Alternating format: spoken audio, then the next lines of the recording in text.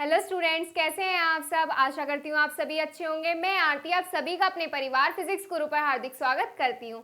तो हम आज यहाँ पे पढ़ रहे हैं केमिस्ट्री, बीएससी थर्ड ईयर के लिए केमिस्ट्री। तो इससे पहले हम अपनी क्लास स्टार्ट करें, आप पहले एक चीज़ देख लीजिए। अगर आपको वीडियो में कुछ भी प्रॉब्लम होती है, जैसे कि किसी भी चीज़ को लेकर आपको डाउट है, किसी भी टॉपिक में आपको कुछ भी क्वेश्चंस पुटअप करने हैं, तो आप हमसे इंस्टाग्राम पर कर सकते हैं। कैसे? इंस्टाग्राम पर आपको फिजिक्स गुरु इंडिया आईडी को फॉलो करना है और वहां से आप हमें मैसेज कर सकते हैं। वहां पे आप हमसे कुछ भी अपने डाउट्स क्लियर कर सकते हैं। और टेलीग्राम चैनल ज्वाइन कर लीजिए आप। टेलीग्राम चैनल पे आपको वीडियोस के नोटिफिकेशन मिल जाएंगे, जहां से आपकी क्लास मिस नहीं होगी। वीडियो के टाइमिंग, क्लास के टाइमिंग, फिजिक्स के भी और केमिस्ट्री के भी आपको time to time Telegram channel पे मिल जाएंगे। लेकिन पहले आपको प्ले स्टोर से टेलीग्राम इंस्टॉल करना है और इंस्टॉल करने के बाद आपको सर्च करना है फिजिक्स गुरु इंडिया और यहाँ से आप हमारे टेलीग्राम चैनल पर ज्वाइन हो सकते हैं। तो चलिए अब अपनी क्लास स्टार्ट करते हैं। आज की हमारी क्लास है बीएससी थर्ड ईयर के लिए, जिसमें हम पढ़ रहे हैं इनऑर्गेनिक केमिस्ट्री। और इनऑर्गेनिक केमिस्ट्री में हमने क्या स्टार्ट की थी? CFT. CFT means crystal field theory. तो चलिए अब इस टॉपिक में आगे बढ़ते हैं। इसमें हमारा नेक्स्ट पॉइंट है फैक्टर्स इन्फ्लुएंसिंग सीएफएसई, यानी कि क्रिस्टल फील्ड स्टेबलाइजिंग एनर्जी को जो फैक्टर्स इन्फ्लुएंस करते हैं, कैसे इन्फ्लुएंस करते हैं, स्प्लिटिंग का क्या इफेक्ट पड़ता है इन फैक्टर्स का, तो वो चीज पढ़ेंगे आज हम इसमें। तो इसमें सबसे पहला पॉइंट देख लो, चार्ज ऑन मेटल। जो मेटल पर चार्ज होता है वो किस तरीके से स्प्लिटिंग को अफेक्ट करता है। तो इसमें हमने 3 कॉम्प्लेक्स पढ़े थे। सीएफटी में हमने 3 कॉम्प्लेक्स पढ़े थे, एक ऑक्टाहेड्रल कॉम्प्लेक्स, एक टेट्राहेड्रल कॉम्प्लेक्स और एक पढ़ा था हमने स्क्वायर प्लेनर कॉम्प्लेक्स। तो देखो, जो इसमें हमने कॉम्प्लेक्स पढ़े थे, इसमें हम क्या बताते थे? ज्योमेट्री देखते थे, ज्योमेट्री देखते थे, साइज देखते थे। अब देखो, मान लो कोई एग्जांपल ले लो।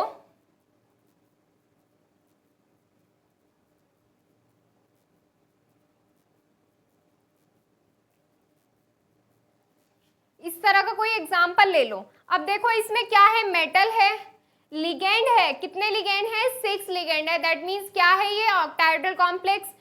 और मान लो एक हमने ऐसे ले लिया, इस पे चार्ज क्या लिया? +3। ये भी हमारा मेटल है, ये भी लिगेंड है, इसमें भी Fe मेटल है, इसमें H2O 6 लिगेंड है। देखो, अगर हमारे क्या लिगेंड और मेटल, लिगेंड मेटल क्या हो? सेम हो किसी भी कॉम्प्लेक्स में। देखो, ज्योमेट्री भी सेम दिखाएंगे, दोनों क्या है? ऑक्टाहेड्रल है दोनों, ज्योमेट्री सेम है इनकी, मेटल सेम है, लिगेंड सेम है। तब इनके बीच में जो स्प्लिटिंग होगी वो कैसे इन्फ्लुएंस करेगी? इनके बीच में जो स्प्लिटिंग होगी वो डिपेंड करेगी चार्ज पर। मेटल पर जो चार्ज प्रेजेंट होगा, मेटल पर चार्ज जो प्रेजेंट है वो कैसे इन्फ्लुएंस करेगी? देखो, जो हमारा स्प्लिटिंग होती है, स्प्लिटिंग होती थी वो किसके बीच होती थी? लिगेंड के और मेटल के बीच में होती थी।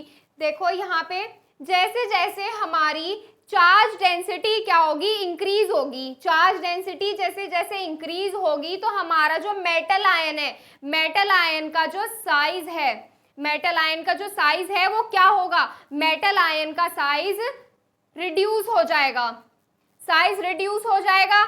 देखो, मेटल आयन क्या हो गए? रिड्यूस हो गए साइज, तो इनके बीच क्या हो गया? रिपल्सन फोर्स ज्यादा हो गया। रिपल्सन फोर्स ज्यादा है तो इसका मतलब क्या है? स्प्लिटिंग ज्यादा होगी। अब ये कैसे डिपेंड करता है? देखो, जिस पे भी ज्यादा चार्ज होता है, मान देखो इस मेटल आयन पे कितना चार्ज है? +2 है और इस पे +3 चार्ज है, तो ये किस तरीके से इफेक्ट करेगा? देखो, इस पे चार्ज ज्यादा है, चार्ज ज्यादा होने का मतलब, चार्ज डेंसिटी ज्यादा होने का मतलब है उस मेटल आयन का साइज क्या होगा? रिड्यूस हो जाएगा। साइज कैसा हो जाएगा? रिड्यूस। जब साइज रिड्यूस होगा तो स्प्लिटिंग क्या होगी? उसमें साइज रिड्यूस होगा तो रिपल्सन फोर्स ज्यादा होगा। रिपल्सन फोर्स ज्यादा है तो स्प्लिटिंग कैसी होगी? हाई स्प्लिटिंग होगी। तो इसका मतलब जिन मेटल आयंस पे, यानी कि जिस कॉम्प्लेक्स पे हमारा ज्यादा चार्ज डेंसिटी है उसमें हाई स्प्लिटिंग होगी। कैसी होगी? हाई स्प्लिटिंग होगी। तो इसमें हाई स्प्लिटिंग का ऑर्डर क्या बनेगा? फर्स्ट वाले में स्प्लिटिंग कम होगी, सेकंड वाले की कंपैरिजन में क्या हो गया? ये स्प्लिटिंग ऑर्डर हो गया। तो ये चीज क्लियर हो गई। अगर हमारा मेटल सेम है, लिगेंड सेम है, ज्योमेट्री सेम है, तो हमारी जो स्प्लिटिंग होगी वो डिपेंड करेगी चार्ज डेंसिटी पर। किस पर डिपेंड करेगी? चार्ज डेंसिटी पर। जिस पर चार्ज डेंसिटी ज्यादा है उसमें स्प्लिटिंग कैसी होगी? ज्यादा इफेक्टिवली होगी। तो ये चीज क्लियर हो गई।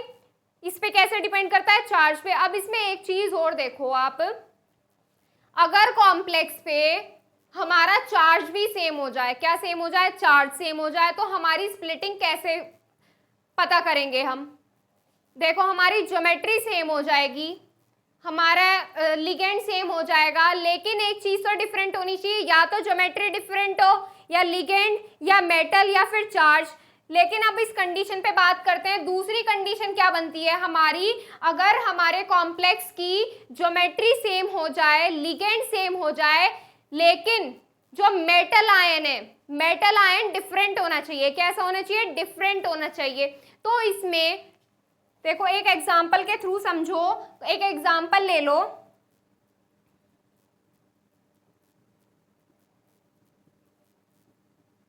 +2, और दूसरा एग्जाम्पल ले लीजिए आप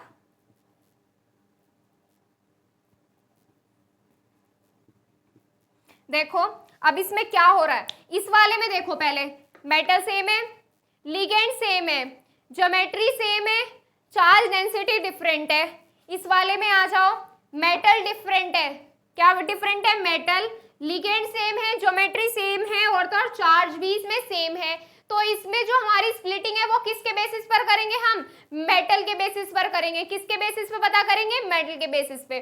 देखो जो मेटल के बेसिस पे हमें स्प्लिटिंग पता करनी है, उसके लिए पहले हमें देखना होगा कि जो हमारा मेटल आयन है उसका एटॉमिक नंबर के बेसिस पर। किसके बेसिस पर? एटॉमिक नंबर के बेसिस पर। मतलब जो हमारी चार्ज डेंसिटी यानी कि हमारी जो स्प्लिटिंग होगी उस वाले कॉम्प्लेक्स में ज्यादा होगी जिसका एटॉमिक नंबर कम होगा।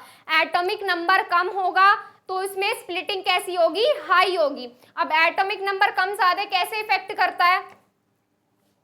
एटॉमिक नंबर कम है तो इसका मतलब क्या है?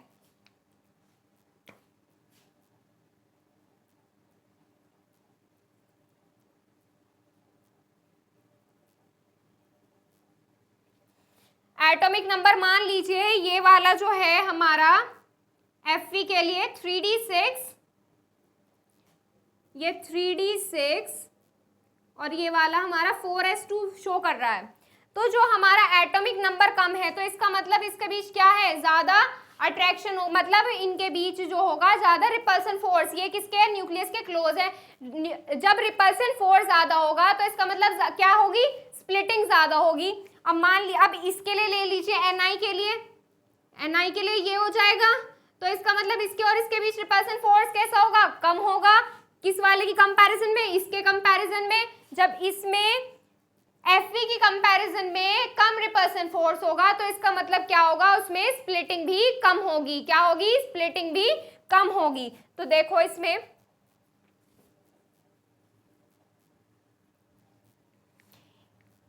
जो ऑर्डर होगा crystal field splitting stabilising energy का क्या होगा? जो जिस मेटल पे जो मेटल है हमारा मेटल आयन है जिसका एटॉमिक नंबर कम होगा उसकी क्रिस्टल फील्ड स्टेबलाइजिंग एनर्जी कैसी होगी? ज्यादा होगी। कैसी होगी? ज्यादा होगी इन कंपैरिजन टू जिसका एटॉमिक नंबर ज्यादा होगा। तो ये चीज क्लियर हो गई कि चार्ज और मेटल कैसे डिपेंड करता है, कैसे इफेक्ट करता है क्रिस्टल फील्ड स्टेबलाइजिंग एनर्जी को, CFSE को। तो एक बार देख लीजिए, in the complex have same geometry. अगर कॉम्प्लेक्स में सेम ज्योमेट्री है as well as same ligand है, then high charge on metal is responsible for large splitting. मतलब जिसमें चार्ज डेंसिटी ज्यादा है वो हमारा रिस्पॉन्सिबल होगा। किसके लिए रिस्पॉन्सिबल होगा? लार्ज स्प्लिटिंग के लिए। किसके लिए? लार्ज स्प्लिटिंग के लिए। Because as the charge density of metal ion increases the size of metal ion will reduce. Metal ion का साइज क्या होगा? रिड्यूस हो जाएगा। अभी मैंने आपको बताया था कैसे रिड्यूस होगा। And stronger repulsion force between ligand and metal cause it's high splitting. हमारी चार्ज डेंसिटी कैसी हो गई? ज्यादा हो गई। चार्ज डेंसिटी ज्यादा हो गई तो साइज क्या हुआ? साइज रिड्यूस हो गया, साइज रिड्यूस हो गया तो इसका मतलब क्या हुआ, रिपल्सन फोर्स ज्यादा वर्क कर रहा है, रिपल्सन फोर्स ज्यादा वर्क कर रहा है तो इसका मतलब स्प्लिटिंग कैसी होगी, हाई होगी। तो इसके लिए आप ये एग्जांपल लिख लीजिए।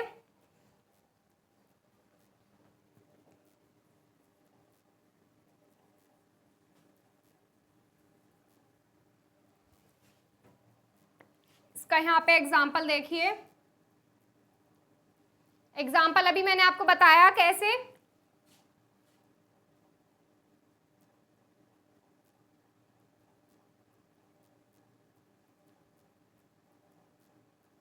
+2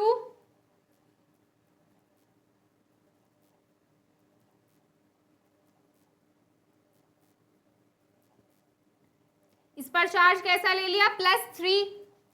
चार्ज डेंसिटी किसमें ज्यादा है, सेकंड वाले में ज्यादा है, तो स्प्लिटिंग किसमें होगी, सेकंड वाले में ज्यादा होगी। ये फर्स्ट, ये सेकंड, तो स्प्लिटिंग किसमें ज्यादा होगी, सेकंड वाले में ज्यादा होगी। ये एग्जांपल लिख लीजिए इसके लिए। और देखो आप दूसरी हमारी कंडीशन है वो क्या होनी चाहिए, if the complex is having same geometry, कैसी ज्योमेट्री हो, same geometry, same ligand, geometry same हो, लिगेंड सेम हो, बट डिफरेंट मेटल, कैसे मेटल हो, different metal, then metal having lower atomic number will be highly splitted. कैसा होगा, highly splitted होगा, जिसमें एटॉमिक नंबर कैसा होगा, एटॉमिक नंबर जिसमें कम होगा। तो ये रहा इसका एग्जांपल, इसका स्क्रीनशॉट ले लीजिए। तो चलिए इसमें आगे देखते हैं, आगे क्या है हमारा, नेक्स्ट जो इसमें पॉइंट है वो है क्वांटम नंबर ऑफ मेटल, यानी कि जो क्वांटम नंबर होती है वो कैसे होती है। देखो जो सेंट्रल मेटल होता है वो डिफरेंट ट्रांजिशन सीरीज से बिलोंग कर सकता है, कैसे, डिफरेंट ट्रांजिशन सीरीज, जैसे first transition series, second transition series, third transition series. Transition series कौन कौन सी होती है, जैसे फर्स्ट ट्रांजिशन सीरीज होती है 3D सीरीज, सेकंड ट्रांजिशन होती है 4D और थर्ड ट्रांजिशन होती है 5D सीरीज। ये ट्रांजिशन सीरीज पे बिलोंग कर सकता है, कैसा, जो सेंट्रल मेटल होता है belongs to different transition series, then splitting, तब जो स्प्लिटिंग होती है अलग अलग ट्रांजिशन, देखो जैसे कोई हमारा मान लो हमारा कोई भी मेटल 3D सीरीज से बिलोंग कर रहा है, एक हमारा 4D से कर रहा है, एक हमारा 5D से कर रहा है, तब हमें इन तीनों में अलग अलग सीरीज के मेटल्स में हमें स्प्लिटिंग बतानी है, क्या बतानी है, स्प्लिटिंग बतानी है। तो जो हमारी स्प्लिटिंग होगी वो क्वांटम, कौन से क्वांटम नंबर पे, प्रिंसिपल क्वांटम नंबर पे डिपेंड करेगी। प्रिंसिपल क्वांटम नंबर में क्या होता था, principal quantum number first year में पढ़े गए हैं। देखो जो प्रिंसिपल क्वांटम नंबर होता था वो हमें इंफॉर्मेशन देता था किसके बारे में, नंबर ऑफ शेल्स के बारे में, किसके बारे में, नंबर ऑफ शेल्स के बारे में। तो जो 3D मेंबर का, जो 3D मेंबर यानी कि 3D सीरीज के जो एलिमेंट्स होते हैं वो हमारे ज्यादा इफेक्टिवली स्प्लिट हो सकते हैं। क्यों, देखो जैसे हम, ये सीरीज है हमारी, इसमें जैसे जैसे हम आगे को बढ़ते हैं, नीचे को चलते हैं, तो क्या होता है, तो जो हमारे नंबर ऑफ शेल्स क्या हो रहे हैं, नंबर ऑफ शेल्स इंक्रीज होते हैं, क्या हो रहे हैं, नंबर ऑफ शेल्स इंक्रीज हो रहे हैं, नंबर ऑफ शेल्स इंक्रीज हो रहे हैं, तो इसका मतलब क्या होगा, इनके बीच जो होगा रिपल्सन फोर्स कैसा हो जाएगा, रिपल्सन फोर्स इनके बीच कम हो जाएगा। कैसे, मान लो 3D जो सीरीज है, 3D सीरीज में हमारा लास्ट वाला इलेक्ट्रॉन इधर आ रहा है, लास्ट वाला इलेक्ट्रॉन हमारा इधर आ रहा है, तो इनके बीच क्या होगा, इनके बीच ज्यादा रिपल्सन फोर्स वर्क करेगा इन कंपैरिजन टू 4D। 4D में मान लो इधर आ रहा है, और 5D में मान लो इधर आ रहा है, तो इनके बीच ज्यादा रिपल्सन फोर्स वर्क करेगा, या 4D के बीच या 5D के बीच। ये 3D हो गया, ये 4D हो गया, ये 5D हो गया। नंबर ऑफ शेल्स क्या हो रहे हैं, नंबर ऑफ शेल्स इंक्रीज हो रहे हैं, नंबर ऑफ शेल्स इंक्रीज होंगे तो इसका मतलब क्या होगा, रिपल्सन फोर्स कम हो जाएगा। तो इसका जो कंक्लूजन निकलता है वो ये निकलता है, जो 3D सीरीज में हमारा रिपल्सन फोर्स ज्यादा वर्क करता है, और रिपल्सन फोर्स ज्यादा होने का मतलब है कि हमारी जो स्प्लिटिंग होगी मेटल की वो ज्यादा इफेक्टिवली होगी। कैसी होगी, ज्यादा effectively in comparison to 4D और 5D। अब देखो बात करते हैं 4D और 5D के बारे में। 4D और 5D जो सीरीज होती है इसमें जो हमारी स्प्लिटिंग होती है वो नियरली सेम होती है। क्यों होती है, जो हमारी 4D और 5D सीरीज के जो मेंबर होते हैं वो नियरली सेम होते हैं। जो इनका जो साइज भी होता है वो क्या होता है, नियरली सेम होता है। क्यों? क्योंकि जो हमारी 5D सीरीज होती है उसमें क्या हो जाता है, लेंथेनॉइड कॉन्ट्रैक्शन आ जाता है। क्या आ जाता है? Lanthanoid contraction. लेंथेनॉइड कॉन्ट्रैक्शन कैसे आ जाता है?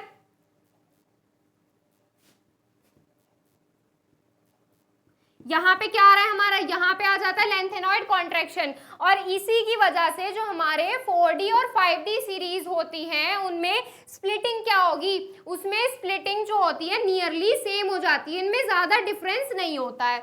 अब देखो एज अ एग्जांपल, देखो एक 3D सीरीज का ले लिया हमने, एक 4D सीरीज का कॉम्प्लेक्स ले लिया और एक 5D सीरीज का कॉम्प्लेक्स ले लिया। अब देखो इसको कैसे करेंगे। जो 3D सीरीज है सीआर में स्प्लिटिंग कैसी होगी, सीआर में स्प्लिटिंग कैसी होगी, सीआर में स्प्लिटिंग होगी ज्यादा इन कंपैरिजन टू इनके। क्यों? क्योंकि इनमें नंबर ऑफ शेल्स इनकी कंपैरिजन में कम है, नंबर ऑफ शेल्स कम है, तो इसका मतलब रिपल्सन फोर्स ज्यादा होगा। रिपल्सन फोर्स ज्यादा है तो इसका मतलब जो स्प्लिटिंग होगी हमारी वो भी ज्यादा होगी। अब एक बार ये देख लो, if central metal belongs to different transition series, different transition series यहाँ पे क्या कही गई है, 3D 4D और 5D series, then splitting depends on the principal quantum number. Principal quantum number क्या हमें किस चीज की इंफॉर्मेशन देता था, प्रिंसिपल क्वांटम नंबर देता था हमें नंबर ऑफ शेल्स के बारे में। किसके बारे में? नंबर ऑफ शेल्स के बारे में, number of shells. The D subshell of 3D member will split it more effectively than 4D और 5D member। जो हमारा D सबशेल होगा 3D मेंबर यानी कि फर्स्ट ट्रांजिशन सीरीज का जो D सबशेल होगा वो ज्यादा इफेक्टिवली स्प्लिट होगा इन कंपैरिजन टू या more than 4D and 5D members। And the splitting of 4D and 5D series will be nearly same। nearly same होगी क्यों? क्योंकि लेंथेनॉइड कॉन्ट्रैक्शन आ जाएगा 5D मेंबर में, 5D मेंबर में यानी कि थर्ड ट्रांजिशन सीरीज में due to lanthanoid contraction in 5D member. अब इन एग्जांपल्स की बात करते हैं, इनको कैसे सॉल्व करेंगे हम। पहले एक ऑर्डर बना लीजिए। जो हमारा देखो 3D में कैसा होगा, हमारी स्प्लिटिंग होगी ज्यादा। कैसी होगी? 3D में स्प्लिटिंग होगी ज्यादा। 4D और 5D में कैसी होगी? अप्रॉक्सीमेटली सेम होगी। ये ऑर्डर बनेगा। 3D में इन दोनों से ज्यादा होती है और 4D और 5D में नियरली सेम होगी। क्यों? क्योंकि 5D सीरीज में आ जाता है लेंथेनॉइड कॉन्ट्रैक्शन। तो ये हो गया हमारा CFSE crystal field stabilising energy का ऑर्डर। अब इनकी बात करते हैं। ये कौन सी सीरीज का है? 3D सीरीज का है। 3D सीरीज की है तो फर्स्ट में कैसी होगी? स्प्लिटिंग ज्यादा होगी। ये 4D सीरीज की और ये 5D सीरीज के हैं तो इनमें जो हमारी स्प्लिटिंग होगी वो कैसी होगी? Nearly same. तो सेकंड और थर्ड जो होगी इसमें स्प्लिटिंग कैसी होगी? नियरली सेम या अप्रॉक्सीमेटली सेम। तो ये चीज क्लियर हो गई। दो टॉपिक पढ़ लिए, 2 पॉइंट पढ़ लिए हमने, चार्ज ऑन मेटल और quantum number of metal. Charge of metal में भी क्या बताया था हमने? पहले तो हम चार्ज डेंसिटी देखते हैं, अगर हमारे लिगेंड और ज्योमेट्री दोनों सेम है तब क्या देखते हैं हम? चार्ज देखते हैं। चार्ज डेंसिटी जिसकी ज्यादा हो वो ज्यादा इफेक्टिवली स्प्लिट होगा। और फिर दूसरी चीज क्या हम देखते हैं? अगर हमारा चार्ज सेम है और लिगेंड सेम है यानी कि ज्योमेट्री भी सेम है तो हम क्या देखते हैं? हम देखते हैं मेटल देखते हैं और उसमें हम स्प्लिटिंग कैसे पता करते हैं? जिसका एटॉमिक नंबर कम होगा उसकी स्प्लिटिंग ज्यादा होगी। और क्वांटम नंबर में क्या देखा हमने? 3D मेंबर जो हो गए, 3D मेंबर ज्यादा इफेक्टिवली स्प्लिट होगा इन comparison to 4D and 5D। तो इसका स्क्रीनशॉट ले लीजिए आप। अब इसमें आगे देखो, आगे क्या है हमारा टॉपिक? आगे है इसमें ज्योमेट्री ऑफ कॉम्प्लेक्स, यानी कि जो कॉम्प्लेक्स की ज्योमेट्री यानी कि स्क्वायर हेड्रल, टेट्राहेड्रल या ऑक्टाहेड्रल है वो कैसे इफेक्ट करेगी CFSE crystal field stabilising energy को। तो इसमें देखो जो हमने 3 कॉम्प्लेक्सेस पढ़े थे या ऐसे कह लीजिए 3 तरह की ज्योमेट्री पढ़ी थी। एक तो पढ़ी थी हमने ऑक्टाहेड्रल, एक पढ़ी थी हमने टेट्राहेड्रल और एक क्या पढ़ी थी हमने, स्क्वायर प्लेनर। ये 3 ज्योमेट्री पढ़ी थी हमने। तो इसमें हमने स्प्लिटिंग भी पढ़ी थी इनकी। क्या पढ़ी थी, स्प्लिटिंग। स्प्लिटिंग जिसे हमने कहा था ऑक्टाहेड्रल के लिए डेल्टा ओ, और टेट्राहेड्रल के लिए डेल्टा टी, और स्क्वायर प्लेनर के लिए डेल्टा एस पी। ये क्या थी हमारी स्प्लिटिंग। स्प्लिटिंग या फिर एनर्जी गैप ऐसे कह सकते हैं। तो देखो जो ज्योमेट्री होती है, the geometry of central metal is different. अब तो देखो पहले तो हमने 2 चीजें पढ़ी थी। अगर हमारी क्या हो, ज्योमेट्री सेम हो, लिगेंड सेम हो, तब चार्ज डेंसिटी पर डिपेंड करता है। अगर हमारा मेटल सेम हो गया, अगर मेटल डिफरेंट हो गया, चार्ज डेंसिटी सेम हो गई और चार्ज डेंसिटी के साथ साथ ज्योमेट्री भी सेम होगी, तो हमारी किस पर डिपेंड करती थी स्प्लिटिंग, लोअर एटॉमिक नंबर वाले मेटल पर डिपेंड करती थी। अब इसमें देखो अगर हमें ज्योमेट्री ही डिफरेंट दे दी जाए तो हम कैसे करेंगे। अगर हमारी geometry of central metal is different then CFSE और splitting depends on the geometry of metal. क्या ज्योमेट्री पे डिपेंड करेगी, यानी कि स्क्वायर प्लेनर की कैसी है, टेट्राहेड्रल की कैसी है और ऑक्टाहेड्रल की कैसी है। लेकिन उसके लिए हमें पहले ऑर्डर पता करना पड़ेगा, किसमें स्प्लिटिंग ज्यादा होती है और किसमें स्प्लिटिंग कम होती है। तो देखो delta SP square planar complex की जो हमारी स्प्लिटिंग एनर्जी निकली थी वो ये निकली थी 1.3 टाइम्स होती थी वो डेल्टा नॉट की। किसकी होती थी, 1.3 टाइम्स होती थी डेल्टा नॉट की। और delta SP square planar complex की जो ज्योमेट्री में स्प्लिटिंग होती थी वो ऑक्टाहेड्रल से कैसी होती थी, ज्यादा। कैसी होती थी, ज्यादा। और टेट्राहेड्रल में ऑक्टाहेड्रल कॉम्प्लेक्स की कितने टाइम्स होती थी, 0.45 टाइम्स। और इसमें स्प्लिटिंग लेस देन होती थी ऑक्टाहेड्रल कॉम्प्लेक्स। कैसी होती थी, लेस देन ऑक्टाहेड्रल कॉम्प्लेक्स। तो ये क्या बन गया हमारा, ये बना हमारा स्प्लिटिंग का ऑर्डर। तो इसका मतलब क्या हुआ, ये जो हमने ऑर्डर बनाया है इस ऑर्डर का मतलब क्या निकला।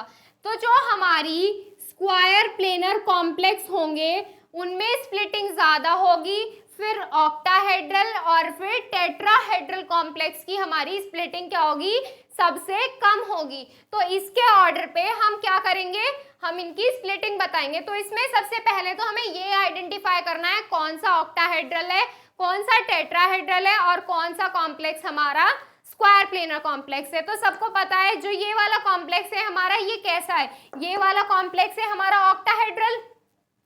ये वाला कॉम्प्लेक्स कैसा हो गया, ऑक्टाहेड्रल। अब इसमें ये देखो कि ये भी हमारा -2 है, ये भी -2 है, ये भी निकल है, ये भी निकल है, लेकिन इसमें क्या चेंज है, इसमें हमारा लिगेंड अलग अलग है। तो इसमें हमारा जो टेट्राहेड्रल और स्क्वायर प्लेनर कॉम्प्लेक्स है वो कैसे आइडेंटिफाई करेंगे। जो हमारा स्क्वायर प्लेनर और टेट्राहेड्रल कॉम्प्लेक्स है वो कैसे आइडेंटिफाई करेंगे। देखो उसे आइडेंटिफाई करने का एक तरीका है, जो हमारा देखो टेट्राहेड्रल कॉम्प्लेक्स होता था, कैसा होता था, टेट्राहेड्रल कॉम्प्लेक्स। टेट्राहेड्रल कॉम्प्लेक्स में हमारी जो ज्योमेट्री होती थी वो कैसी होती थी, देखो हमने उसमें फिलिंग ऑफ इलेक्ट्रॉन्स की थी, किसके बेसिस पर की थी, वीक फील्ड लिगेंड पे, क्योंकि उनका स्पिन कैसा होता है, हाई स्पिन होता है। हाई स्पिन होता है तो उसमें जो इलेक्ट्रॉन्स होते हैं, किसमें, डी ऑर्बिटल के जो इलेक्ट्रॉन्स होते हैं उनमें क्या होती है, पेयरिंग करने की बजाय वो लो एनर्जी से हाई एनर्जी में जाना ज्यादा प्रेफर करते हैं। तो इसका मतलब क्या होते थे, वो वीक फील्ड लिगेंड के बेसिस पर होती थी। अब इसमें देखो Cl है या Cn है वीक फील्ड लिगेंड, Cn तो एक स्ट्रॉन्ग फील्ड लिगेंड है और Cl कैसा है, वीक फील्ड लिगेंड है। तो ये वाली जो कॉम्प्लेक्स हुआ ये हमारा कैसा हुआ, ये वाला कॉम्प्लेक्स हुआ हमारा टेट्राहेड्रल, और रेस्ट वाला कैसा हुआ, स्क्वायर प्लेनर।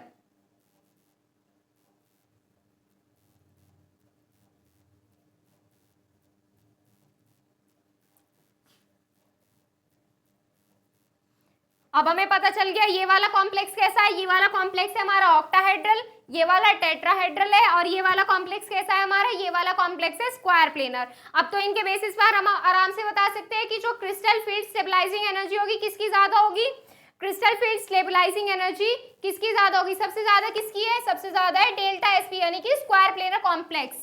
तो यानी कि थर्ड वाले की हो गई सबसे ज्यादा। फिर उसके बाद किसकी होती है, ऑक्टाहेड्रल कॉम्प्लेक्स। फिर उसके बाद आ गया हमारा ऑक्टाहेड्रल कॉम्प्लेक्स। फिर सबसे कम स्टेबलाइज स्टेबलाइजिंग एनर्जी किसकी होती है? टेट्राहेड्रल कॉम्प्लेक्सेस की। तो हमारा ये ऑर्डर बन गया CFSE को लेकर।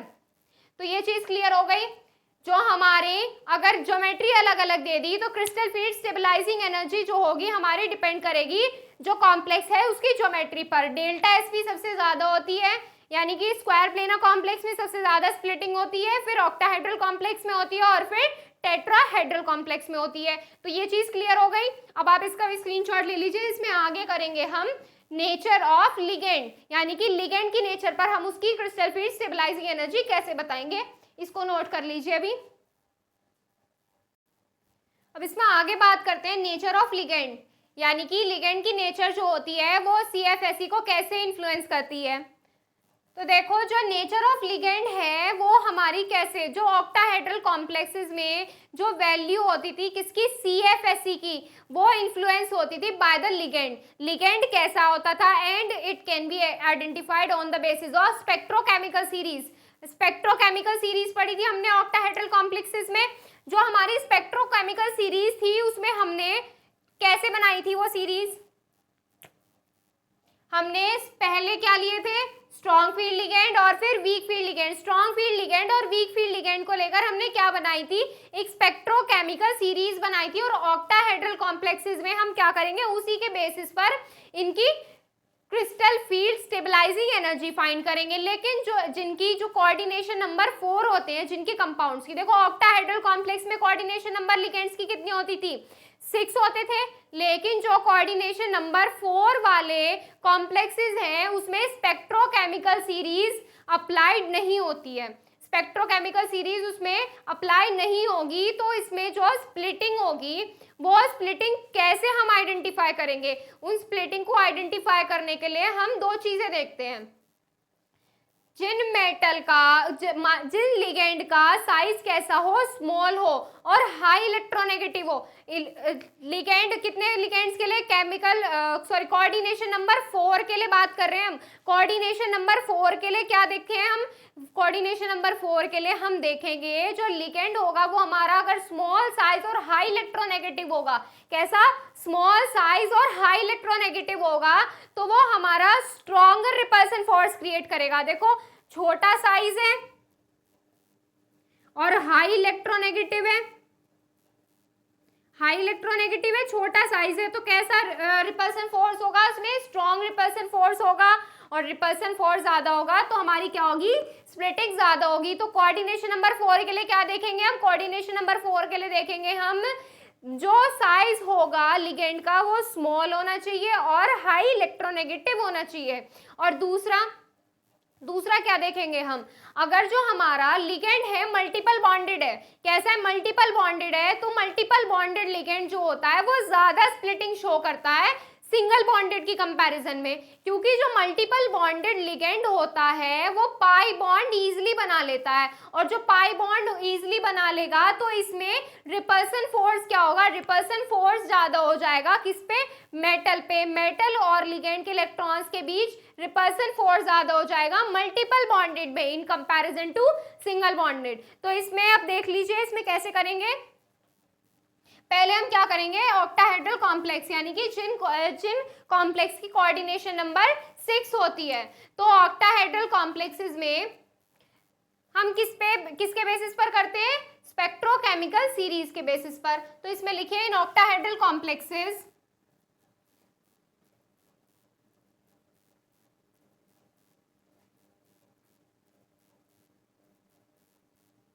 ऑक्टाहेड्रल कॉम्प्लेक्सेस में जो CFSE होगी influence by the ligand, the value of CFSE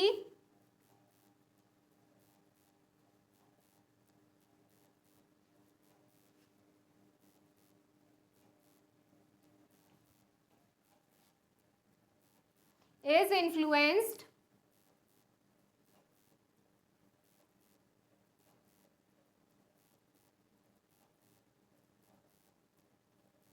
by the ligand.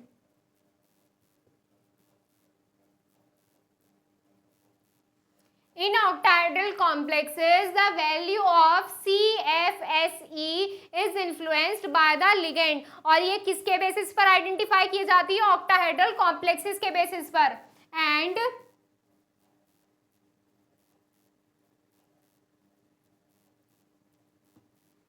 and it can be identified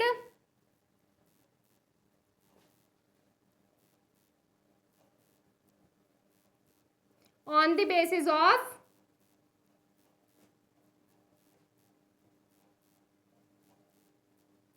spectrochemical series.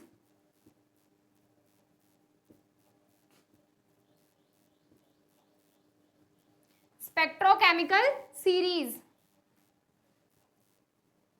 Spectrochemical series क्या थी हमारी? हमने जब ऑक्टाहेड्रल कॉम्प्लेक्स किए थे तो इसमें सबसे पहले हमने स्पेक्ट्रोकेमिकल सीरीज बनाई थी। तो एक बार फिर से देख लीजिए क्या थी हमारी, CO CN, फिर इसके बाद क्या होता था हमारा NO2, फिर इसके बाद NH3, फिर इसके बाद क्या होता था C2O4, फिर इसके बाद H2O, फिर EN, और फिर क्या होते थे OH और हेलोजेंस F Cl Br और I। तो ये थी हमारी स्पेक्ट्रोकेमिकल सीरीज। क्या हो गई हमारी स्पेक्ट्रोकेमिकल सीरीज? तो इसमें हम जो कॉम्प्लेक्स की क्या देखते हैं, नेचर देखते हैं कैसा है वो, तो उसमें मतलब किसमें स्प्लिटिंग ज्यादा होगी, तो हम इनके बेसिस पर देखेंगे। इनके बेसिस पर कैसे देखेंगे, देखो एक एग्जांपल देखो, इसमें एग्जांपल ले लीजिए। इसमें क्या करेंगे हम, लिगेंड देखेंगे, लिगेंड की नेचर यानी कि स्ट्रॉन्ग फील्ड है या वीक फील्ड लिगेंड है, और फिर उसके बेसिस पर हम उसकी स्प्लिटिंग बताएंगे कि कैसी स्प्लिटिंग होती है इसमें।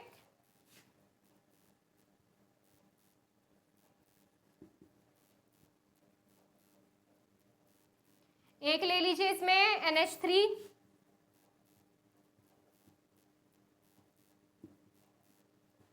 और एक CN,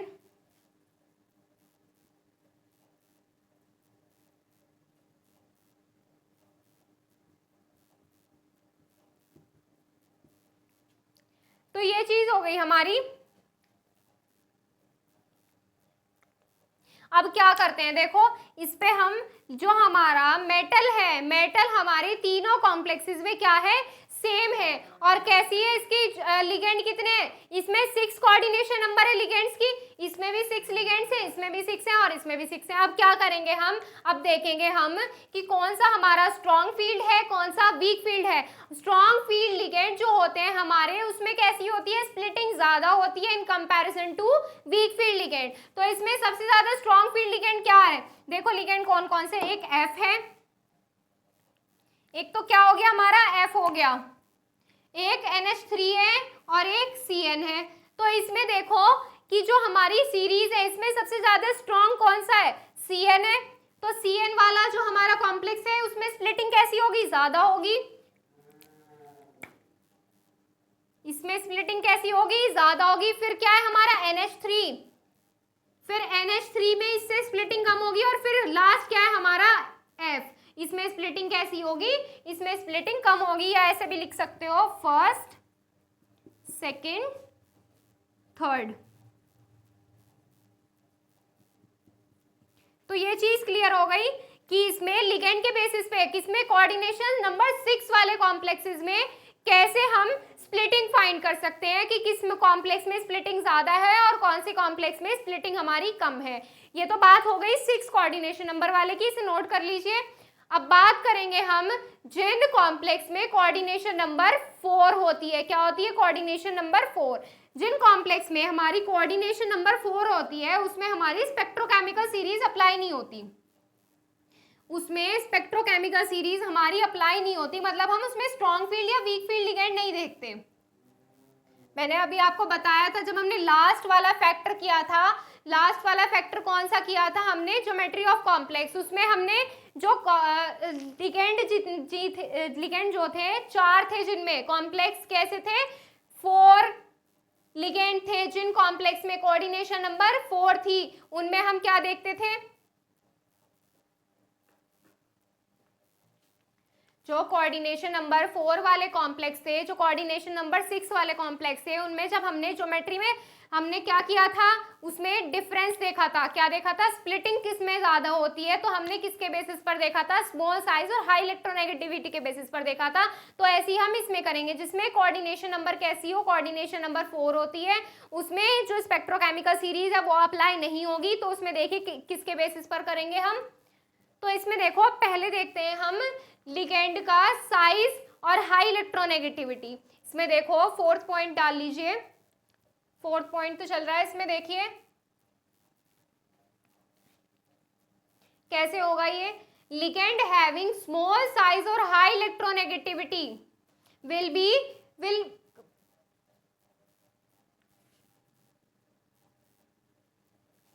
the ligand having small size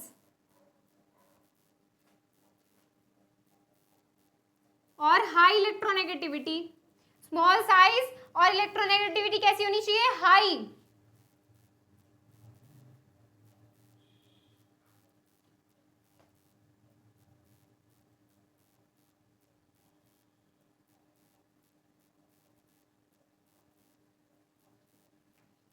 will create stronger repulsion force,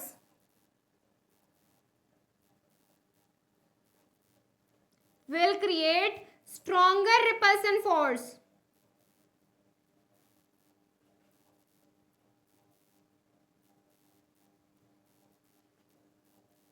जिनकी इलेक्ट्रोनेगेटिविटी कैसी हो? ज्यादा हो, और साइज कैसा हो? ज्यादा कम हो, साइज छोटा, हाई इलेक्ट्रोनेगेटिविटी। वो कैसे होंगे? वो हाई रिपल्सन फोर्स शो करेंगे।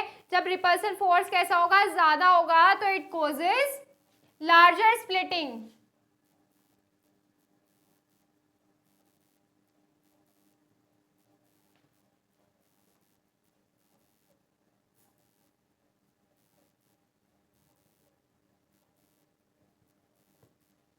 ये चीज क्लियर हो गई। कोऑर्डिनेशन नंबर 4 वाले में कैसे देखेंगे? कोऑर्डिनेशन नंबर 4 वाले में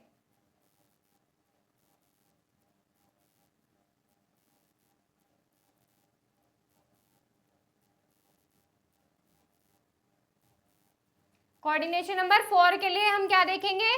साइज और हमारी इलेक्ट्रोनेगेटिविटी। एज अ एग्जांपल देखिए, अब इसमें एग्जांपल में आप कोई भी कॉम्प्लेक्सेस ले लीजिए जिनका साइज में डिफरेंस हो, लेकिन कोऑर्डिनेशन नंबर कैसी होनी चाहिए? कोऑर्डिनेशन नंबर होनी चाहिए 4। तो आप देखें इसमें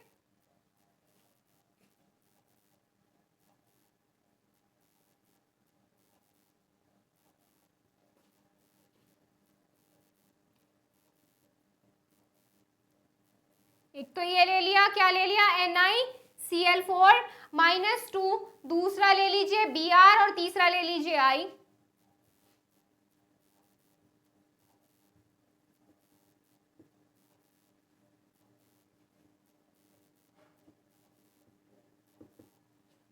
ये ले लिया हमने। अब इसमें देखो, जो हमारी स्प्लिटिंग है वो कैसे निकालेंगे हम? स्मॉल साइज, क्या देखेंगे? स्मॉल साइज और हाई इलेक्ट्रोनेगेटिविटी। अब इसमें मुझे एक बात बताओ, जो F या F तो है नहीं इसमें, Cl, Br और I जो है, इसमें सबसे ज्यादा इलेक्ट्रोनेगेटिव कौन है? इलेक्ट्रोनेगेटिव और छोटा साइज। देखो I का साइज जो होता है वो सबसे बड़ा होता है in comparison to FCl, Br। I का साइज कैसा होता है? सबसे ज्यादा बड़ा होता है, फिर Br आता है, फिर Cl आता है। Cl का साइज इन सब की कंपैरिजन में कैसा है? सबसे छोटा है।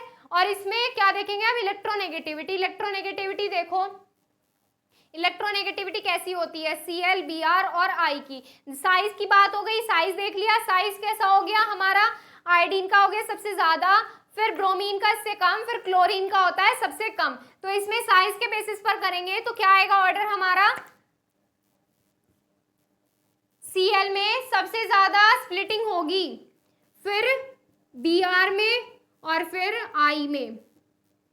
तो ये क्या हो गया हमारा? स्प्लिटिंग का ऑर्डर हो गया। कोऑर्डिनेशन नंबर 4 के लिए हमें क्या देखना होता है, एक तो स्मॉल साइज और हाई इलेक्ट्रोनेगेटिविटी। स्मॉल साइज होना चाहिए और इलेक्ट्रोनेगेटिविटी कैसी होनी चाहिए, ज्यादा, तो उनमें क्या होगी, स्प्लिटिंग ज्यादा होगी। अब बात करते हैं, ये तो हमारी साइज और इलेक्ट्रोनेगेटिविटी की होगी। अब बात करते हैं मल्टीपल बॉन्डेड और सिंगल बॉन्डेड के लिए। अभी मैंने आपको बताया था कि जिन लिगेंड में मल्टीपल बॉन्डेड होती है, मल्टीपल बॉन्ड्स होते हैं, डबल बॉन्ड या ट्रिपल बॉन्ड्स होते हैं, वो ज्यादा स्प्लिटिंग शो करते हैं in comparison to sigma bond. कैसे, देखो इसमें सेकंड पॉइंट जो है वो यही है हमारा, जो हमारा लिगेंड होता है, if ligand is multiple bonded then it causes more splitting in compare to sigma bond और single bond, because multiple bond ligand will be easily approached towards metal to form pi bond, so it cause stronger splitting। तो ये चीज clear हो गई। देखो अब example के through देखो, एग्जाम्पल के थ्रू आपको ज्यादा जल्दी समझ में आएगा। एक NiCl4 ले लिया हमने, एक तो हमने ये ले लिया,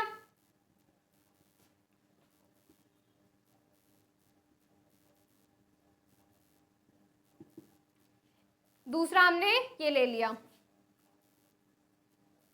अब इसमें देखो जो हमारी स्प्लिटिंग होगी वो किस पे डिपेंड करेगी, बॉन्ड पर, सिग्मा बॉन्ड और पाई बॉन्ड पर। तो इसमें देखो Cl में कैसा बॉन्ड बनता है, Cl होता है सिग्मा बॉन्ड का, और जो हमारा CO होता है, CO जो लिगेंड है हमारा, इसमें हमारे मल्टीपल बॉन्डेड बनते हैं। तो मल्टीपल बॉन्डेड वाला क्या होगा, ज्यादा स्टेबल होगा। मल्टीपल बॉन्डेड वाला ज्यादा स्टेबल क्यों होगा, क्योंकि ये हमारा मेटल की तरफ इजीली मूव करेगा, और जब मेटल की तरफ मूव करेगा तो इसमें रिपल्सन फोर्स कैसा होगा, इसमें रिपल्सन फोर्स ज्यादा होगा। रिपल्सन फोर्स ज्यादा होगा तो इसमें स्प्लिटिंग कैसी होगी, ज्यादा होगी। तो ये क्या हो गया हमारा, ये हो गया ऑर्डर हमारा CFSE के लिए। तो दो चीजें हो गई। कोऑर्डिनेशन नंबर 6 के लिए क्या करेंगे, स्पेक्ट्रोकेमिकल सीरीज के बेसिस पर करेंगे, और कोऑर्डिनेशन नंबर 4 के लिए पहले तो देखेंगे साइज और इलेक्ट्रोनेगेटिविटी। साइज और इलेक्ट्रोनेगेटिविटी के बाद क्या देखेंगे हम, जिनमें मल्टीपल और सिंगल बॉन्ड होते हैं तो मल्टीपल बॉन्ड वाला ज्यादा स्टेबल होता है। तो ये चीज क्लियर हो गई। तो आज के लिए बस इतना ही, कल करेंगे हम इसकी एप्लीकेशंस और लिमिटेशंस, और फिर ये टॉपिक क्या होगा, एंड होगा। तो आज के लिए बस इतना ही, आप इसको नोट कर लीजिए।